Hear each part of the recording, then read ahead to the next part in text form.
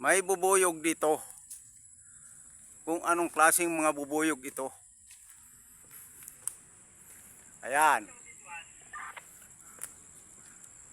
Pakipusuan na lang ninyo kung anong klaseng bubuyog ito. Ayan. Ang dami. Nabubuyog. Ulangaw.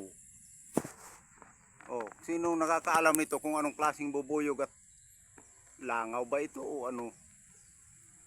Ayan. Kung sinong nakakaalam, mag-comment.